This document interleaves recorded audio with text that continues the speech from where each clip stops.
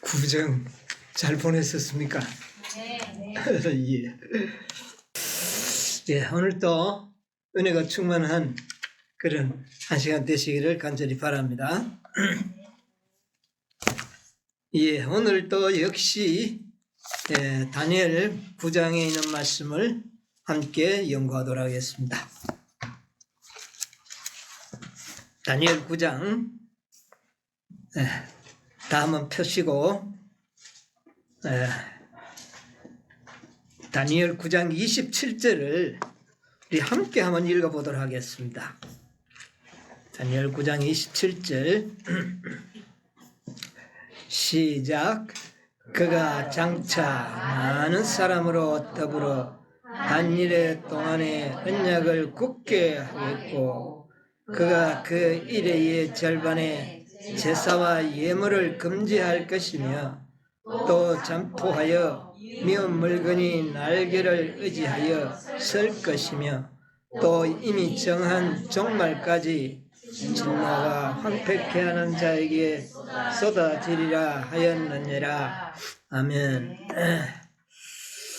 여러분, 이 9장 27절이 절수는 하나인데 그 안에 내용이 주제들이 다양하게 들어있는데 중요한 예언과 사건들이 몇 개 정도 들어있는 것 같아요. 이 한 절 속에.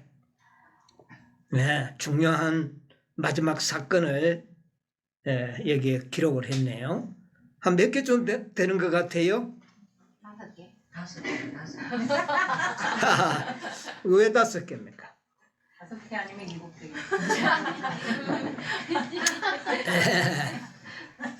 예, 보니까 예, 여러분께서 눈치가 빨라가지고 쎄보다 안 하고 아마 이야기하는 것 같아. 맞아요. 쎄 봤어요.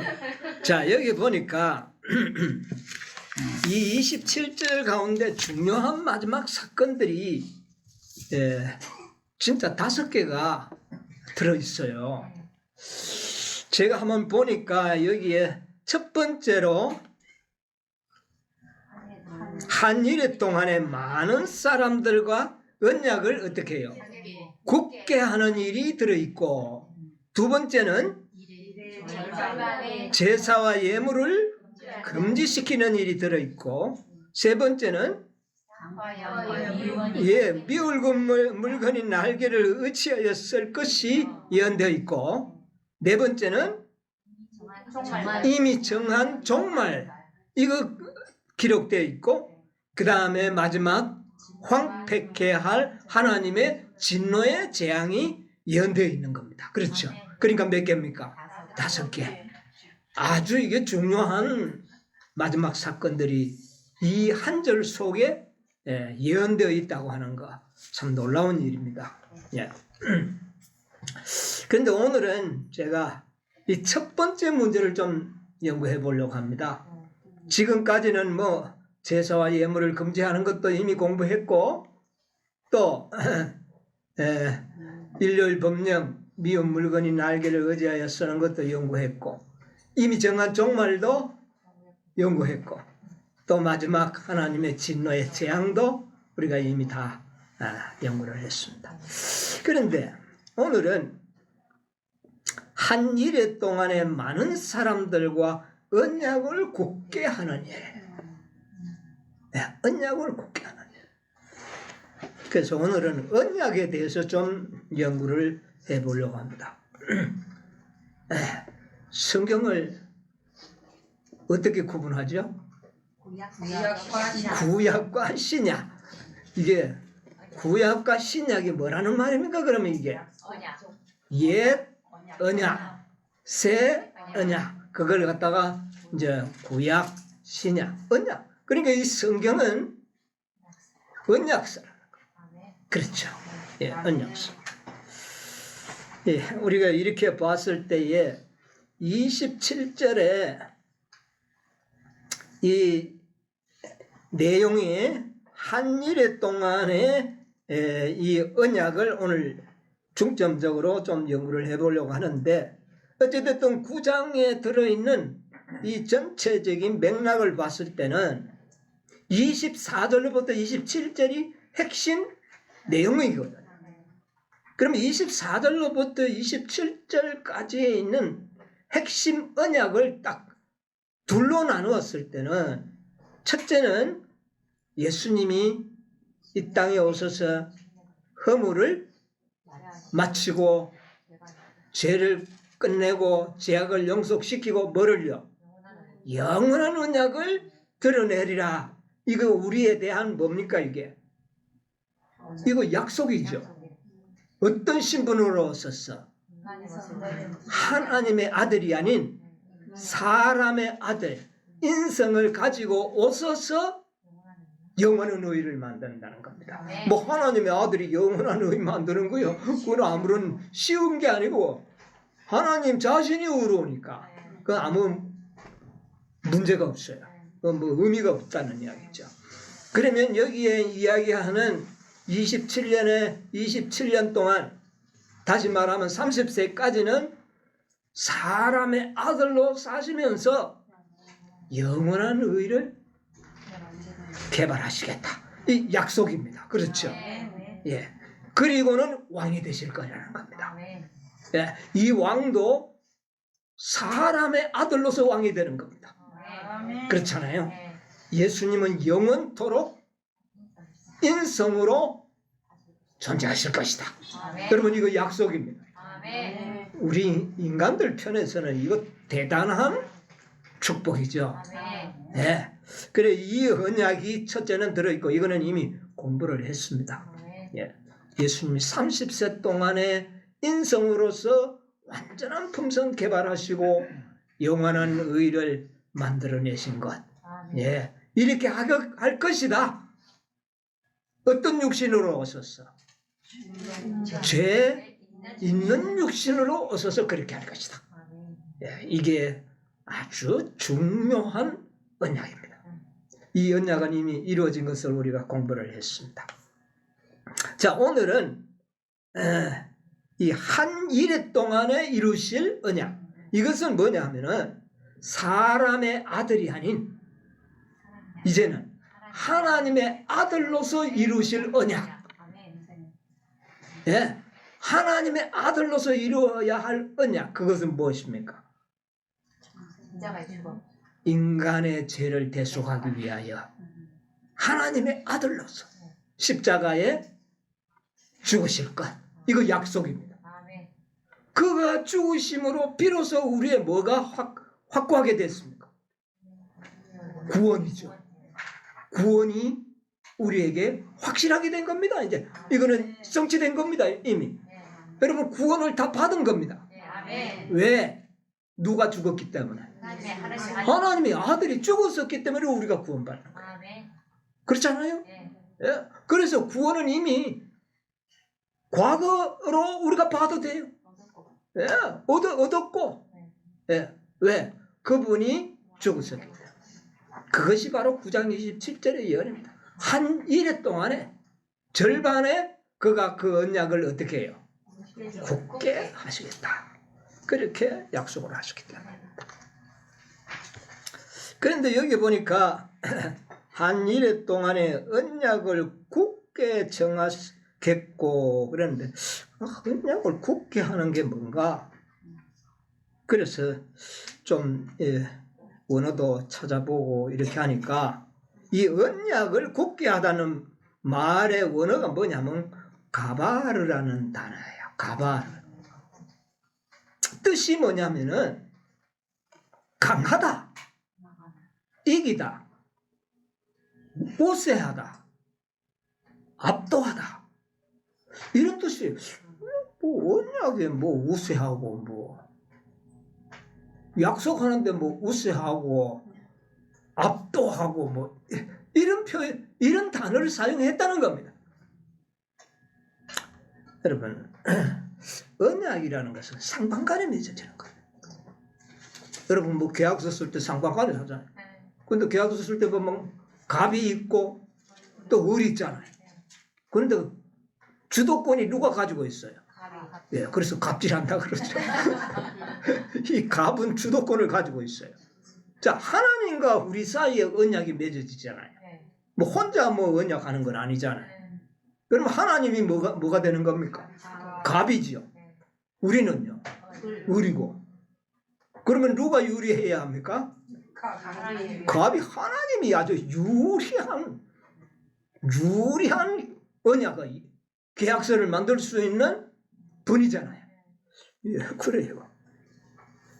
그래서 통상적으로 우리 인간 사회는 갑이 자기에게 계약서를 쓸 때 유리하게 만듭니다.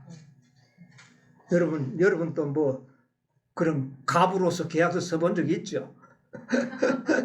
그러면 내인데 가능하면 좀 유리하도록 뭐 그거 획을 하나 넣는 것도 그 글자 하나 집어넣는 것도 그러면 되니 안 되니 이렇게 옥신각신한 유리한 조건을 찾아야 돼요.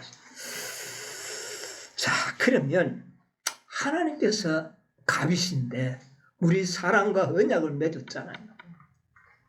그런데 이 사랑과 맺는 이 언약 속에는 한쪽이 굉장히 우세한 계약을 했다는 겁니다. 약속을 했다.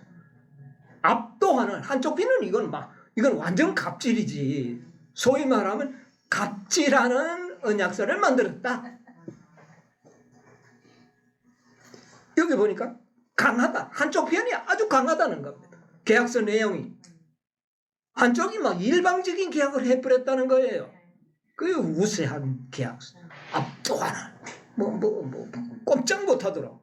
그렇게 지키지 않으면 안 되도록 하는 그런 조항으로 이 언약, 계약서를 만들었다는 거죠. 그런 의미가 이 원어 가운데 가바르라고 하는 단어 속에 들어있어요. 누가 유리한 조건으로 만들었을까요? 눈치만 자꾸 하지 말고 예, 하나님과 우리 인류 사이에 언약을 맺었었는데 누가 유리한 조건으로 맺었을까?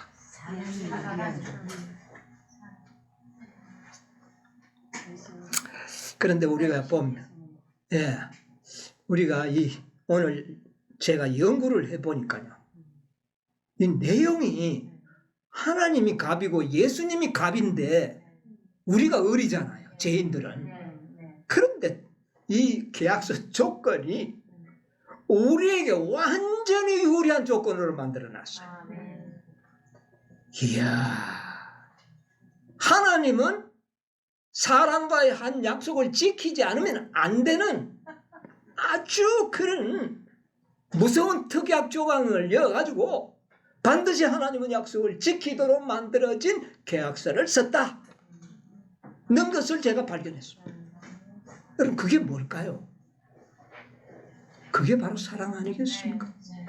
네? 사랑.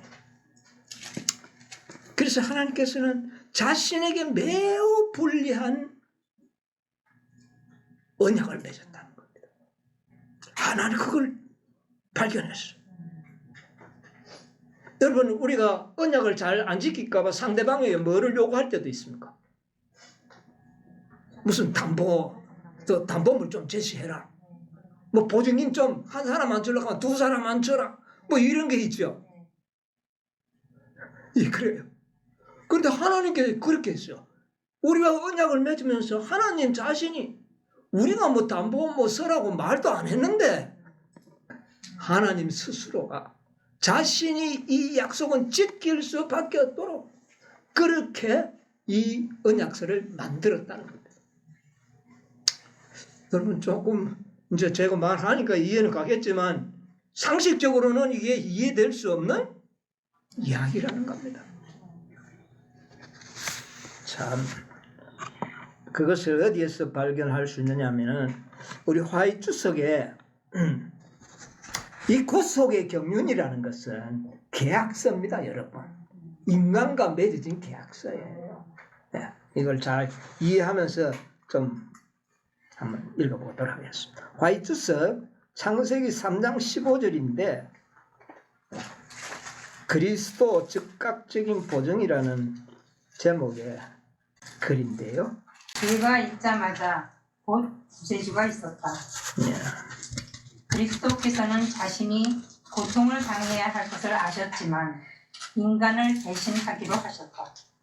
아담이 죄를 범하자마자 하나님의 아들을 그가 갈바리 십자가 위에서 죽으실 때 가지셨던 동일한 능력으로 범죄자에게 선고된 운명을 막기 위하여 당신을 인류의 담보물로 이 계약서를 보니까 누가 담보물이 되고 있습니까? 하나님의 아들 예수님 자신이 인간과 맺는 계약서에서 우리가 믿을 때에 우리가 예수 그리스도를 믿을 때 예수님은 우리의 뭐로 담보물로 제시했다. 예수님 스스로가. 그래서 만약에 하나님이 언약을 어길 경우에는 하나님의 아들의 생명은 어떻게 되는 겁니까? 이건 멸망이에요. 이런 아주 엄청난 계약이 맺어졌다는 것이에요. 자, 가려 뽑은 기별 250쪽에 있는 말씀을 제가 한번 읽어볼까요? 네. 구속의 경륜은 타락한 인류를 구원하기 위하여 저들에게 또 한 번의 기회를 주기 위하여 계획된 것이다. 그리스도께서는 창조 때부터 중보자의 직분에 임명되었으며 영원전부터 우리의 대리자요 담보자로 설정되셨다. 이 구속의 경륜은 우리 죄인과의 맺은 언약의 그 계획이 구속의 경륜입니다. 그 계획서, 언약서 중에는 하나님과 그 아들 예수를 믿는 자를 위하여 예수님은 우리의 뭐가요? 담보물이 되고 대리자가 되도록 그 내용이 구성됩니다. 이게 구속의 경륜이라는 겁니다. 그래서 하나님은 자신의 한 말을 지키지 않으면 결코 안 되는 그런 특약 조항을 여기에 넣은 겁니다.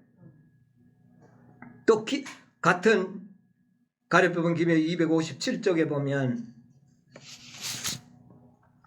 이렇게 또 기록이 되어 있어요. 당신의 신성의 인성을 옷 입으신 주님께서는 인간의 아들과 하나님의 아들로 이 땅에 오셨다. 여러분, 예수님이 인간의 몸으로 오는 것은 엄청난 담보물이죠. 굉장히 위험한 조항입니다. 그렇지 않습니까? 예. 주님께서는 인류를 위한 담보물이 되셨고 하나님의 대사였는데 인류를 위한 담보물이라고 한 것은 당신의 의로서 인류를 대신하여 율법의 요구를 만족시킨다는 뜻이며 죄 있는 육신으로 완전한 생애를 사시고 완전한 의를 어떻게 해요? 개발하시겠다. 예, 뜻이며 하나님의 대사라고 한 것은 타락한 인류에게 하나님의 품성을 나타내기 위하여 하나님의 대리자가 되셨다는 뜻이다. 그렇게 위해서는 그는 순수한 사람의 뭐가 되셨다? 아들이 되셨다. 이거는 굉장히 불리한 특약 조건이죠. 네. 이런 조건을 오늘날 일반 그리스도인들은 전혀 이해를 하지 못하고 있습니다. 단순한 하나님의 아들로서 십자가에 죽으시고 우리를 뭐 해준 것만, 구원해 준 것만 생각하고 있다. 그러니까 그들은 하나님의 사랑을 우리와 같이 깨닫기란 참 어려울 겁니다. 자, 그 다음에 화이트석 1장 14절에 요한복음 1장 14절에 그 내용을 한번 읽어보겠습니다. 네. 화이트석 요한복음 1장 14절 그리스도가 타락한 상태 가운데 있는 인간의 본성을 입으셨을 때 그는 죄에 조금도 참여하지 않으셨다. 인간을 두르고 있는 언약에 쌓여 있었다. 이는 선지자 이사야로 하신 말씀에 우리 연약한 것을 친히 담당하시고 병을 짊어지셨도다 함을 이루려 하심이었다. 그는 우리의 연약한 감정에 접해 보셨으며 모든 일에 우리와 한결같이 시험을 받으셨다. 그러나 그는 죄를 알지 못하셨다. 그는 점도 흠도 없는 어린 양이었다. 사단이 그리스도를 유혹해서 가장 작은 죄라도 죄에 빠뜨릴 수 있었더라면 사단은 그리스도의 머리를 상하게 하였을 것이다. 그러나 그는 그분의 발꿈치를 상하게 하였을 뿐이었다. 그리스도의 머리에 상처를 받았다면 인류의 희망은 사라졌을 것이다. 하나님의 진노가 아담에게 내려졌던 것과 같이 그리스도 위에도 내려졌을 것이다. 예, 이게 특약 조항입니다. 하나님과 우리와의 맺은 언약 가운데는 예수님은 우리와 동일한 죄 있는 인성으로 오셔서 하나님의 모든 일을, 그래서 여기 보니까 인간의 본성을 입으셨을 때 그랬잖아요. 우리 타락한 본성을 예수님도 입었다는 거. 입으셨을 때, 그러나 그는 죄에 참여하지 않는 조건을 이루어야만 했다. 예? 만약에 그가 조금이라도 사단의 유혹에 반응했더라면 그는 사단으로부터 머리를 상하게 되었을 것이요. 그 결과로 하나님의 진노가 아담에게 내렸던 것처럼 누구에게도 그리스도 위에도 내렸을 것이다. 그러면 이 구속의 경륜의 내용이 하나님의 언약 가운데는 얼마나 하나님 자신에게는 불리한 조건의 언약서라는 것을 여러분 발견하지 않습니까? 여러분 이거 기억해야 돼요. 놀라운 하나님의 이 구속의 경륜입니다.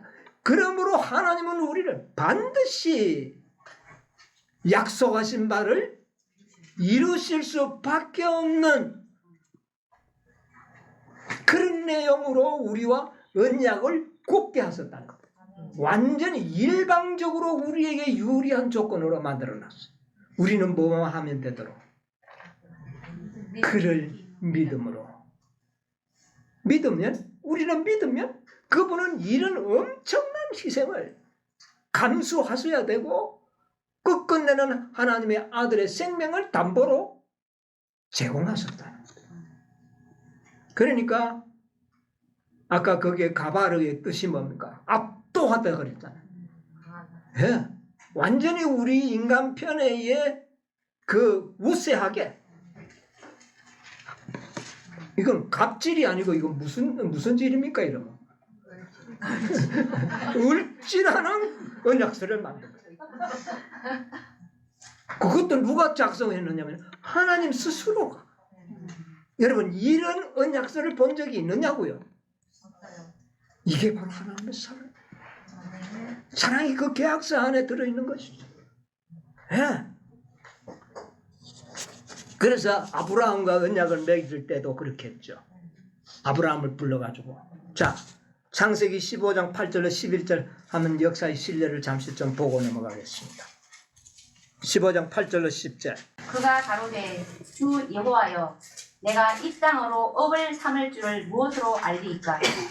여호와께서 그에게 이르시되 나를 위하여 3년 된 암소와 3년 된 암염소와 3년 된 수양과 산 비둘기와 집 비둘기 새끼를 취할지니라. 아브라함이 그 모든 것을 취하여 그 중간을 쪼개고 그 쪼갠 것을 마주 대하여. 이것이 아브라함과 하나님과의 언약이죠. 언약을 맺으실 때에 전부 뭐를요? 3년 된 암염소, 3년 된 수양, 3년 된 암소. 예, 전부 여기 몇 년입니까? 이거 누구를 이야기하는 거예요? 예수 그리스도의 예. 이게 3년, 1회의 절반 동안에 하나님께서는 이와 같은 언약을 인간들과 맺기를 자청하셨다 그 말이에요. 아브라함은 그것을 그냥 취해가지고 드렸을 뿐이에요. 예. 자, 이것은 나를 위하여 이것들을 취하라. 이게 믿음으로 말미암는 의죠. 이것을 믿음으로 말미암아 아브라함은 구원과 영원한 쌍속을 누리게 된다고 말이에요. 자, 그래서 이것을 다니엘 9장 27절에 그가 장차 이래를 한 많은 사람으로 한 이래 동안에 정하겠다는 그 언약의 핵심이 지금 우리가 읽었던 내용입니다. 이게 계약서 핵심 조항이에요. 인간들에게 주어진 조건이 뭐죠? 하나님은 그렇게 당신의 아들의 생명과 위험성, 멸망의 위험성까지 가지고 있다는 것을. 만약에 예수님이 발꿈치를 상했다 그랬잖아요. 발꿈치는 왜 상합니까? 안 상해도 되는데. 만약에 그분이 죄 없는 육신으로 왔다면 발꿈치라도 상할 필요가 없습니다. 그렇잖아요. 그러나 그가 무슨 육신을 가져왔기 때문에? 죄 있는 육신으로 왔기 때문에 사단에게 뭐를요? 발꿈치 상하는 것은 잠시 사망으로 죽으심을 당할 것을 의미하는 거예요. 왜? 죄 있는 육신이니까 뭐 해야 되는 겁니까? 죽어야 되는 겁니다. 얼마나 그리스도의 성육신이 확고하게 나타나는 단락 아닙니까? 예. 그러나 그것은 하나님께서 그것은 정죄의 죄가 아니잖아요, 우리가. 예. 우리가 그 부모로부터 물려받은 죄 있는 육신 그 자체가 나이가 정죄받을 일은 아니니까 우리는 뭐만 하면 돼요. 우리는 그냥 예수님처럼 발꿈치만 좀 상해서 잠시 무덤에 들어가잖아요, 우리가. 예수님이 부활한 것처럼 우리도 어떻게 해요? 부활하는 겁니다. 이게 동일한 조건이에요. 이 모든 것이. 자, 우리가 지금 우리 편에서 할 수 있는 것은 뭐냐? 하나님의 약속을 믿고 신뢰하는 겁니다. 자, 우리가 두 가지 언약을 우리에게 말씀하셨잖아요. 아까 제가 9장 24절부터 27절에 보면 예수님께서 우리에게 인간으로 오셔서 하신 약속, 영원한 뭐를 만드시겠다? 의를 만들겠다. 그리고 하나님의 아들로 우리의 죄를 대수가, 이 두 가지 약속이 있잖아. 이 약속이 오늘 우리 개개인에게도 다 주어져 있습니다. 자, 요한복음 3장 16절의 내용이 뭡니까? 우리 같이 한번 외워볼까요? 하나님이 세상을 이처럼 사랑하사 독생자를 주셨으니 이는 저를 믿는 자마다 멸망치 않고 영생을 얻게 하려 하십니다. 이거는 뭐를 믿는 자? 하나님의 아들을 믿는 자. 여러분, 하나님의 아들을 믿으면 뭐를 얻게 되는 겁니까? 영생을 얻는 겁니다. 기억하고 계세요. 예수님을 하나님의 아들로 믿으면 영생을 얻도록 약속하셨습니다. 아멘. 자, 두 번째 약속한 게 있는데 오늘 우리 과정책에서 우리가 연구했기 때문에 우리 베드로 후서 1장 4절의 말씀 한번 읽어보도록 해요. 이로써 그 보배롭고 지극히 큰 약속을 우리에게 주사 이 약속으로 말미암아 너희로 정욕을 인하여 세상에서 썩어질 것을 피하여 신의 성품에 참여하게 하는 자가 되게 하려 하셨습니다. 이거 약속입니까 아닙니까? 예, 우리가 믿는 자들에게 이 약속을 받는 자들에게 신의 성품에 뭐요? 참여하는 자가 되게 하려 하심이라. 이거 약속이잖아요. 이 두 가지 약속이 주어져 있습니다. 여러분, 옛 언약, 새 언약 모든 그 언약의 가장 핵심은 구원과 품성의 완전입니다. 그걸 요약하면 그래. 그 두 가지 이상에 뭐 딴 거 없습니다. 뭐 복신한 그거 하면 안 됩니다. 예수 믿으면 우리 아들 서울대학교 들어가고 쌉 짤 때가 돈 많이 벌고 그거는 전혀 하나님의 축복이 전부가 아닙니다. 자, 하나님이 우리에게 약속하신 건 구원의 약속. 그 다음에 우리의 품성의 변화. 이걸 두 개 약속하셨어요. 그런데 이것을 반드시 하나님은 이 약속을 이해할 수밖에 없도록 만들어줬어요.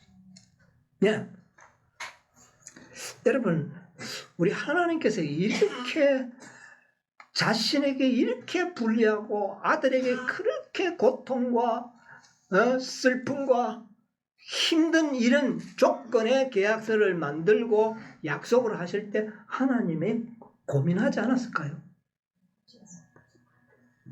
하나님은 고민하지 않았을까요? 하나님은 전지전능하죠. 그래도 하나님도 고민을 했어요. 이 계약서, 이 언약서를 설정하실 때 하나님께서는 고민하셨다는 겁니다. 그 내용이 마지막 선지자를 통하여 기록해놨어요.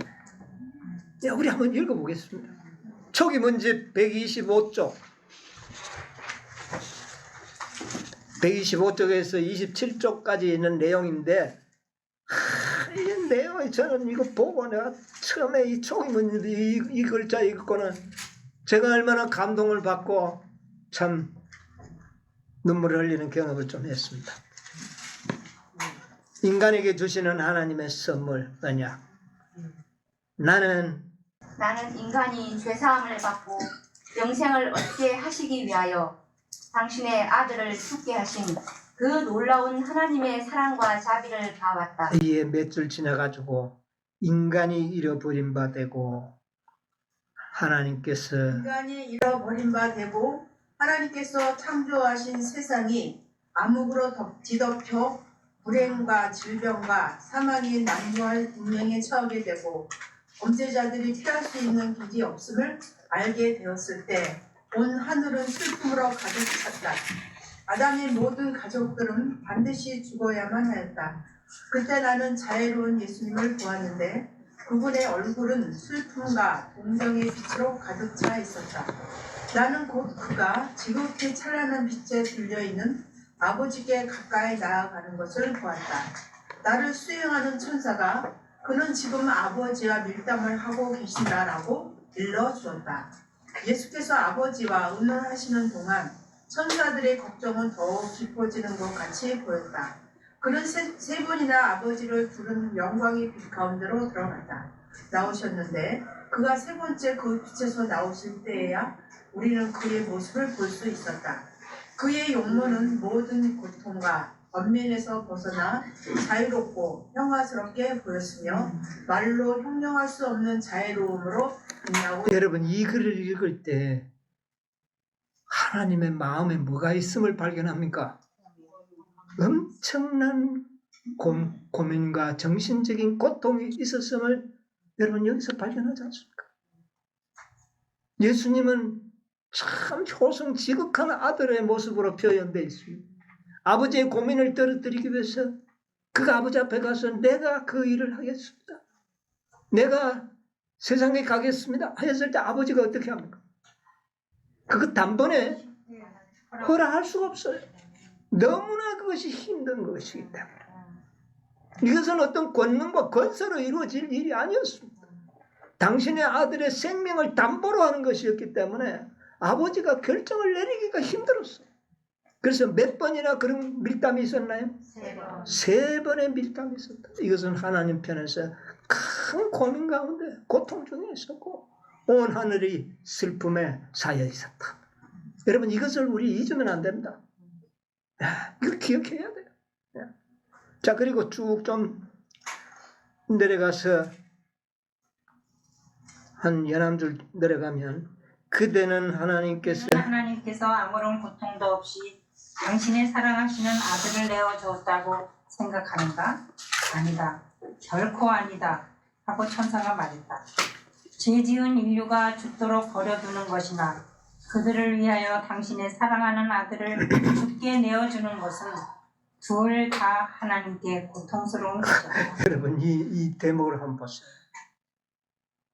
아들을 죽게 하는 것과 인생을 죽게 하는 것 둘 다 하나님께는 고통스러웠다. 그런데 하나님께서는 인간의 그 멸망을 너무 동정하셔서 오히려 누구를요? 잃으면 잃으리로다. 이게 야곱의 심정이었고 하나님의 심정이었어. 잃으면 잃으리로다. 그래서 그는 인간에 대한 사랑을 확증하신 겁니다. 이 고민을 우리가 이해해야 돼요.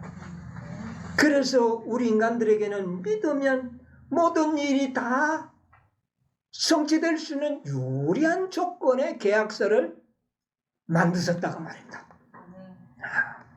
네. 자, 그 다음에 조금 더 지나가서 또 멸망에 관한 인류를 구원하기 위하여 하나님 가는 일을 예, 읽었어요. 자기의 영광을 버리고 생명을 바칠 자가 있을 만큼 인류의 구원에 대하여 깊은 관심이 쏠렸다. 그러나 그것은 부질없는 일이다 라고 수행하는 천사가 말했다. 범죄는 너무나 큰 것이기 때문에 천사의 생명으로는 그 값을 지불할 수가 없다. 하나님의 아들의 죽음과 중보 외에는 다른 어떤 것으로도 그 값을 지불하고 절망적인 슬픔과 불행으로부터 잃어버린 인류를 구원해낼 수 있는 방법이 없다. 예, 그 다음에 몇 줄 지나서 멸망해 가는 인류를 구원하기 멸망해 가는 인류를 구원하시기 위해 하나님께서 당신의 율법을 변경하실 수 없음도 보았다. 그러므로 그분은 당신의 사랑하는 아들이 인류의 죄를 위하여 돌아가시는 고통을 견디셨다. 네, 거기까지 하겠습니다. 자, 그러면 하나님과 우리의 인간 사이의 구속의 경륜이 설정될 때에 하나님은 엄청난 불리한 조건으로 우리 인간들에게 압도적으로 유리한 언약서를 만들었다는 사실을 다니엘 9장 27절은 이야기하고 있는 겁니다. 언약을 뭐 했다고요? 굳게 했다. 압도적인 언약을 우리 인간들 편에 만들어 주셨다. 이것을 우리가 말세에 사는 백성들은 깨달아야 됩니다. 깨달아야 됩니다. 그래서 이 다니엘 9장 27절은 이제 한 일의 동안에는 어떤 신분으로 사신다고요? 하나님의 아들의 신분으로 사시는 겁니다. 여러분, 죄 있는 인성을 가지고 이 땅에 와서 내가 하나님의 아들로 사는 일은 어떤 문제가 있을까요? 죄 있는 인간으로 와서 하나님의 아들로 사는 것은 어떤 문제가 있을까요? 자, 뭐 꾀죄죄하에 옷도 남나에 입어놓고 하는 말이 나는 누구다? 하나님의 아들이다. 뭐 하려고 그랬어요? 여러분, 죄 있는 인성으로 하나님의 아들임을 시인하는 것은 돌에 맞아 죽을 위험성을 무릅쓰고 예수님은 사셨다. 몇 년 동안? 3년 반 동안. 여러분, 얼마나 불리한 조건입니까? 뭐 근사한 왕궁에 태어나가지고 그래 내가 하나님의 아들이라 그랬으면 좀 뭐 할 텐데 갈릴리 뭐였습니까? 요셉이 목수고 그 목수고 전처가 죽어가지고 뭐 남자를 뭐라 그럽니까? 혼자 있으면 호레비의 아들로 태어난 예수, 초라한 예수가 내가 누구다? 나는 하나님의 아들이다. 이런 불리한 여건을 그는 견디시며 살았습니다. 여러분, 예수님께서 27년의 침례를 받았잖아요. 광야에 가서 기도하셨습니다. 자기에게 닥쳐올 시험이 얼마나 큰지를 예수님은 아셨습니다. 그러므로 성령의 충만한 은혜가 나와 함께 하지 않는다면 내가 사단을 이길 수 없다는 사실을 예수님도 이미 깨달았습니다. 여러분, 우리가 이것도 깨달아야 돼요. 그래서 40일 동안 기도하시고 사단이 찾아왔어.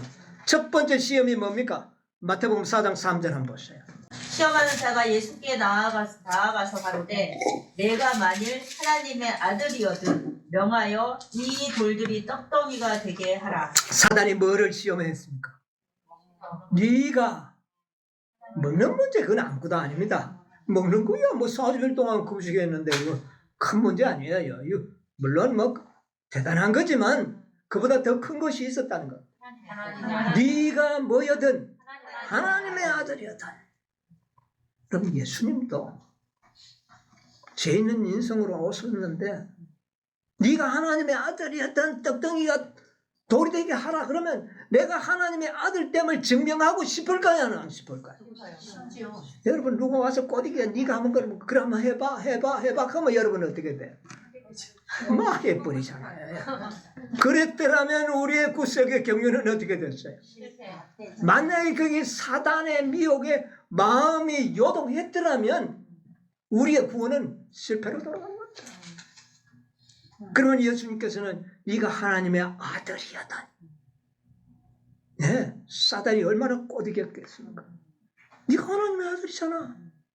만들어봐. 그래서 먹고 네가 하나님의 아들됨을 증거하면 얼마나 많은 사람들이 너를 따르지 않겠나? 너를 믿지 않겠나? 그게 유혹이 될까요? 안 될까요? 여러분, 자 6절 또 보세요. 가로되 내가 만일 하나님의 아들이거든 뛰어내리라. 또 뭐라고 이야기합니까?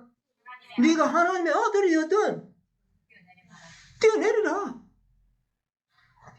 뛰어내려가지고 하나님의 아들임을 뭐 할 수 있습니까? 그게 뭐 죄입니까? 뭐 뛰어내려가지고 발 안 다치면 되잖아. 뭐 예수님 그 능력 있잖아요. 그러면 되잖아요. 근데 왜 안 했을까요?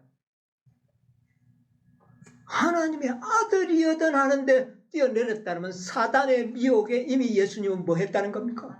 반응한 거잖아요. 그랬더라면 우리의 구원은 어떻게 됐어요? 실패하는 거죠. 그러므로 예수님은 인간으로서 하나님의 아들의 신분으로 사는 일이 얼마나 어려웠는지 모릅니다. 여러분 이걸 기억하세요. 베드로가 말이에요. 베드로가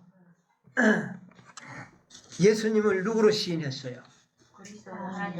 예, 주는 그리스도시요. 마태복음 16장 16절로 19절에 보면 주는 그리스도시요 살아계신 하나님의 아들이신다.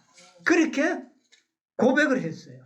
12제자들 중에 이 베드로가 아주 앞장서가 나타나가지고 고백은 잘해요. 그래서 축복을 또 잘 받았어요.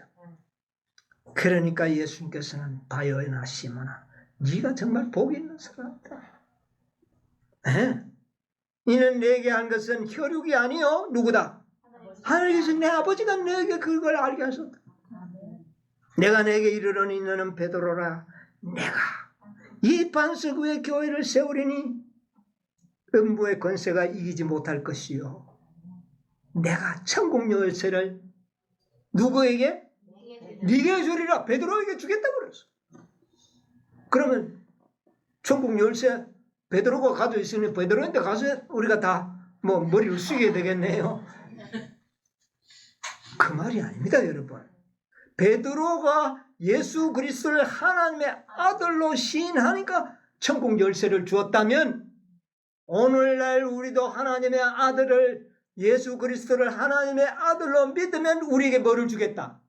천국 열쇠를 주겠다는 말입니다. 여러분 예수 그리스도가 하나님의 아들이심을 믿습니까? 구원을 얻은 거예요. 천국 열쇠는 누가 가지고 있다? 열쇠를 누가 가지고 있다? 믿는 사람. 하나님이 가지고 있습니까? 내가 가지고 있습니까? 여러분 스스로가 열쇠를 가지고 있는 거예요. 내가 가기 싫으면 닫아버리면 될 것이고 들어가고 싶으면 열면 들어가는 거예요. 열쇠를 누구에게 줬다? 어떤 조건으로? 예, 기억하세요. 예수님이 하나님의 아들이심을 믿는 조건으로 영생을 열쇠를 준 겁니다. 중요합니까? 여러분 우리가 예수 그리스도를 하나님의 아들로 인정할 때 우리 손에는 천국의 열쇠가 놓여진다는 것을 기억하시기 바랍니다. 아멘. 네가 뭐든지 풀면 푸고 잠그면 자는 거리라. 얼마나 놀라운 축복을 받은 겁니다. 예수님께서도 마지막 그의 십자가의 죽으심이 뭐 때문에 이루어졌나요? 마태복음 26장 63절로 66절에 보면 대제사장이 예수님한테 맹세를 시킵니다. 네가 스스로 말하라. 네가 하나님의 아들이냐? 네가 말하야 말아. 뭐 때문에 돌아가셨어요? 하나님의 아들이라고 말하는 그 제목에 의하여 예수님이 죽으신 것입니다. 그게 우리의 뭐가 되는 겁니까? 구원의 열쇠요. 그게 바로 대속을 이루는 겁니다. 나의 죄를, 그러니까 하나님의 아들이라야만이 우리의 죄를 뭐 할 수 있다? 대속할 수가 있다. 여러분, 이 진리를 굉장히 깊이 생각해야 됩니다. 그래서 이는 사형에 해당되는 죄다. 그렇게 된 겁니다. 예수님께서는 그걸 아시면서도 자신이 하나님의 아들됨을 어떻게 해요? 그대로 시인한 겁니다. 누구를 위해서? 우리를 위해서. 우리에게 열쇠가 있는지 또 한번 말씀 좀 한두 개 더 찾아보겠습니다. 요한복음 20장 31절 보세요. 오직 이것을 기록하노니 너희로 예수께서 하나님의 아들 그리스도이심을 믿게 하려 함이요 또 너희로 믿고 그 이름을 힘입어 생명을 얻게 하려 함이요. 무슨 조건으로? 예수께서 하나님의 아들이심을 믿으면 뭐를 얻으리라? 생명을 얻으리라. 그러니까 하나님의 아들을 믿는 것이 바로 영생이에요. 천국 열쇠가 된다는 겁니다. 확실하죠? 자, 요한일서 5장 12절에 아들이 있는 자에게는 생명이 있고. 자, 뭐라고요? 아들이 있으면 어느 아들? 하나님의 아들. 요셉의 아들이 아닙니다. 이때는 반드시 하나님의 아들, 하나님의 예수를 하나님의 아들로 믿으면 어떻게 돼요? 영생을 얻으리라. 정말 이것은 대단한 구속의 경륜이요 언약입니다. 여러분, 2000년 전 사람들은요, 2000년 전 사람들은 예수님을 하나님의 아들로 믿지 못해서 구원에 뭐 해버렸습니까? 실패했습니다. 유대 민족 자체의 운명도 어디가 됐습니까? 끝냈습니다. 만약 그들이 믿었더라면 어떻게 했을까요? 구원을 얻었을 겁니다. 오늘 2000년이 지나갔습니다. 2000년이 지나갔는데 그때는 하나님의 아들로 안 믿어가지고 구원을 얻지 못했는데 오늘날은 예수 그리스도를 다 누구로 믿습니까? 하나님의 아들로 믿어요. 그러면 뭐를 받아야 됩니까? 구원을 받아야 되는 겁니다. 이것도 확실한 거예요. 그런데 문제는 뭐냐면은 사람의 아들로 믿지 않음으로 말미암아 완전한 품성을 얻는 일에 오늘은 뭐 하고 있습니까? 실패하는 거예요. 그런데 마지막 때는 예수님께서 열매를 추수하러 오시는데 완전한 품성을 가진 열매를 추수하러 오시는데 곡식은 곡식이야. 근데 뭐가 안 됐어요? 열매가 안 되는 거예요. 뭐를 안 믿었기 때문에? 사람의 아들로 예수를 믿지 않기 때문에 완전한 품성을 얻는 일에 실패했다. 무슨 의미인지 아시겠습니까? 마지막 순간에는 예수님은 추수하러 오실 때 열매를 추수하러 오시는 거예요. 완전한 품성입니다. 그런데 완전한 품성은 무슨 조건으로?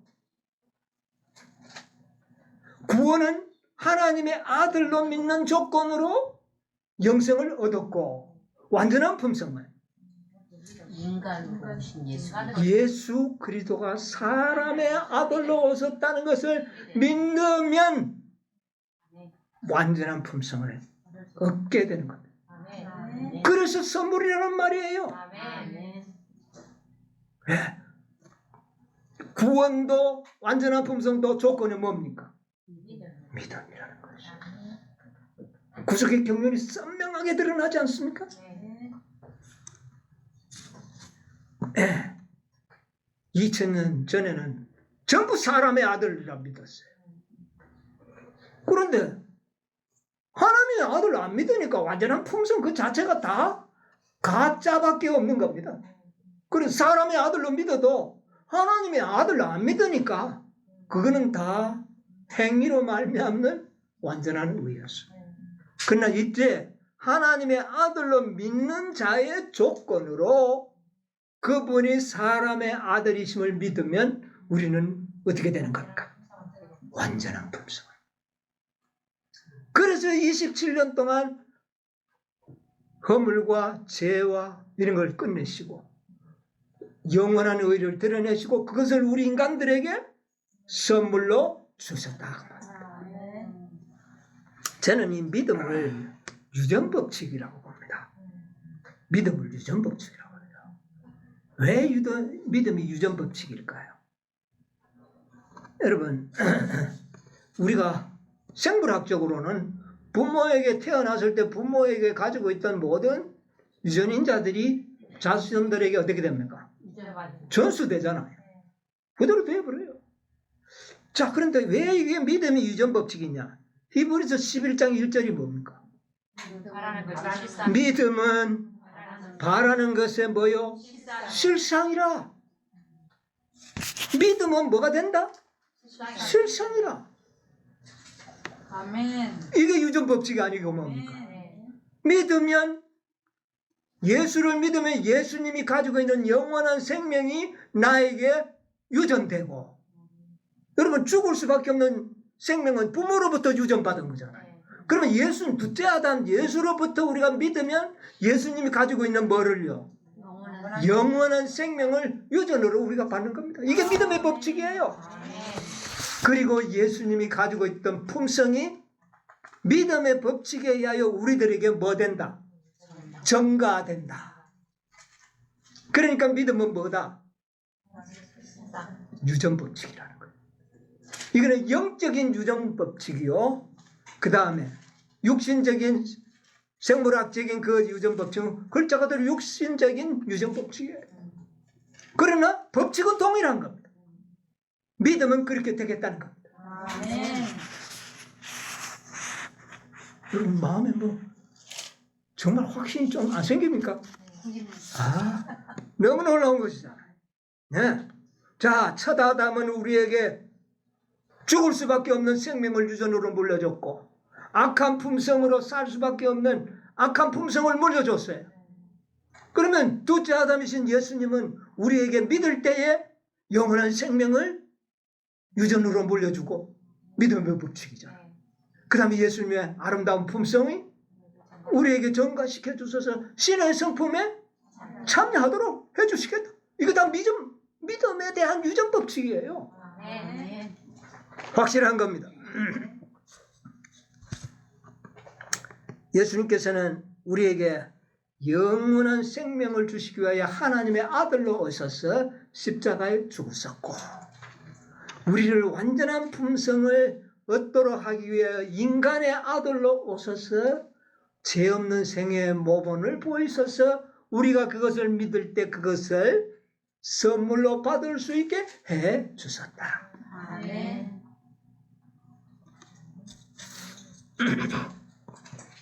33년 반 동안 우리의 모본의 생애를 사셨잖아요. 예.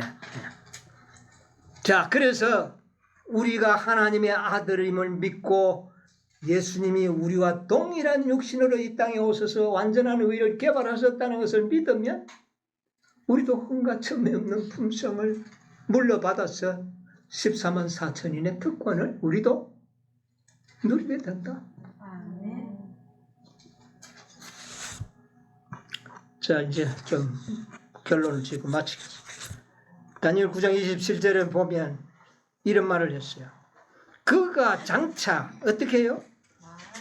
많은 사람으로 더불어 한 일에 동안 언약을 굳게 정하. 그래서 그가 한 일에 동안 언약을 굳게 정하겠고 이래 해도 되잖아요. 그가 한 일에 동안 언약을 굳게 하고 이래도 뭐 문제될 거 없죠. 그런데 왜 많은 사람들은 왜 이 수요를 여기 표현을 했느냐? 그래가지고 야, 이거 뭐 때문에 이렇게 많은 사람이라는 표현을 했지?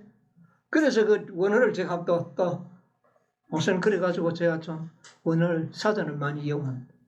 그 찾아보니까 그 단어의 뜻이 뭐냐면은 라브라는 단어인데 라브.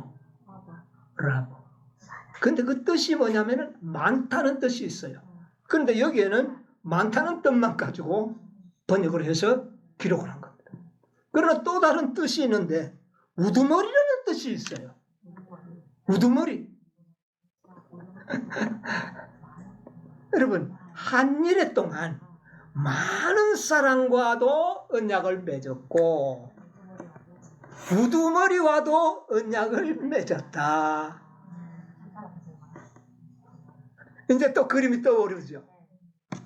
헤아릴 수 없는 많은 무리들은 많은 무리잖아요. 많은 사람이잖아요. 그들은 하나님의 아들로 믿음으로 뭐를 얻은 겁니까?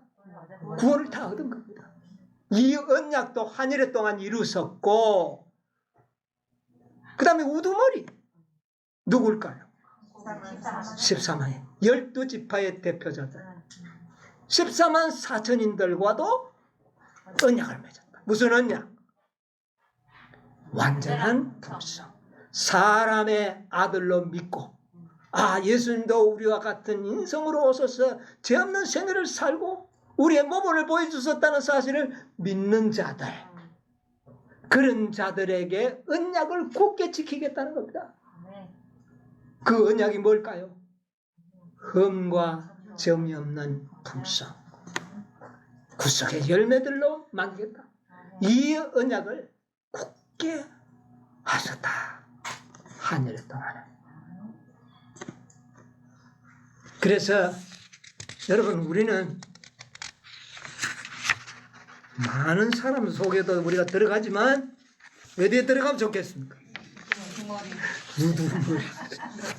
우두머리와 맺은 언약에 우리가 믿음으로 들어간다면 우리가 14만 4천이네 완전한 품성으로 아버지의 영광을 드러낼 수가 있다. 그러면 나머지 사람들은 왜요? 이 세상에 나머지 많은 사람들이 있어요. 그들은 어떻게 되는 겁니까?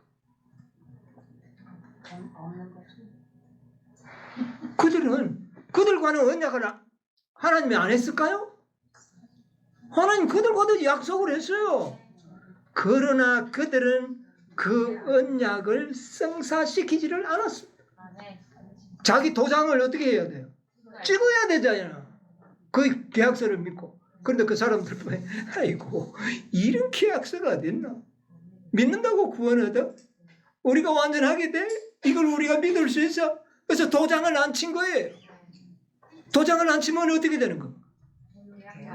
구원도 잃어버리고 완전한 품성도. 여러분 구속의 경륜이 아주 단순하게 나타나지 않습니까?